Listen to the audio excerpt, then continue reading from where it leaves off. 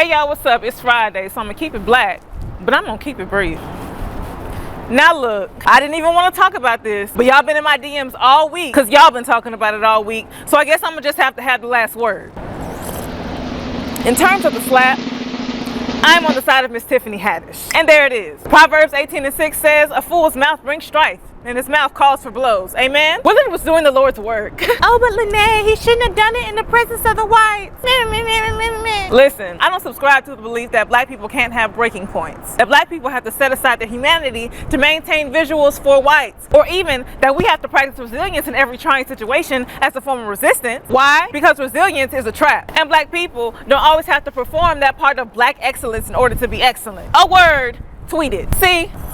We live in a world where people need to know that there's a possibility they can be hit in the mouth for saying stupid shit, racist shit, insensitive shit, bigoted shit, and ableist shit. Because right now it seems that historically, the only people who have had to suffer the consequences of their actions are those who provide equal and opposite reactions in situations where they are provoked by people in positions of power. You know, like Anita Hill for exposing Clarence Thomas, or Trayvon Martin for defending himself against George Zimmerman, or hell, being targeted at work for addressing racism and sexism. And some of y'all, loud as is kept, are doing that very thing, taking it another nuanced step by defending Will's actions by trying to blame them on Jada's emotions. Goodness gracious. Because at the end of the day, one's inability to keep their emotions and behavior in check at all times is a bad reflection on them and not the outlandish micro and macroaggressions that got them there. Speak on it! Now, am I saying violence is the answer? Absolutely not. But we keep seeing more and more evidence of what occurs when people feel they can do and say what they want to do without repercussions. i.e. Putin invading Ukraine. Girl, shh.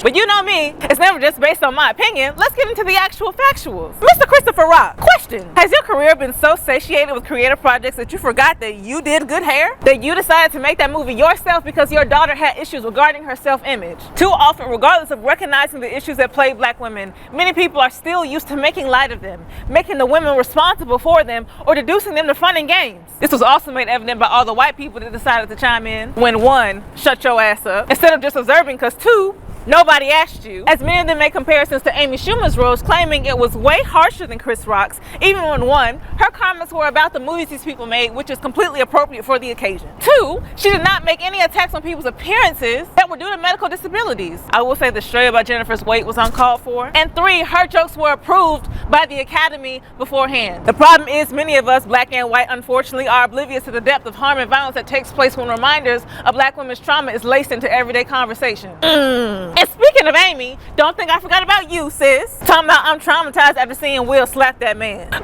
Let me tell you something. White people have been traumatizing the whole goddamn globe with their violence since before 1492 when Columbus sailed the ocean blue. Between you and Judd Apatow, Lexi, come get your daddy. Talking about he could have killed him. When anybody who's ever even wanted to smack the shit out of somebody knows the way his hand connected with his face, he didn't even get him as good as he wanted to, meaning he held back. When white people have not practiced any restraint while plundering, pillaging, and committing and instigating genocide for centuries. Such violence that is still acceptable to y'all to this day, as long as it's blacks in third world countries, just not the civilized white ones. Hell, I'm surprised y'all had anything to say with this being 2 black men. That's because Chris be letting them say nigger with a hard R. That's not your line, sis. Imagine being black, seeing white people hang, murder, beat black folk within an inch of their life, verbally, emotionally, and sexually abuse black people for over 400 years. Hey, and then imagine people telling us to stop acting traumatized because it didn't happen directly to us.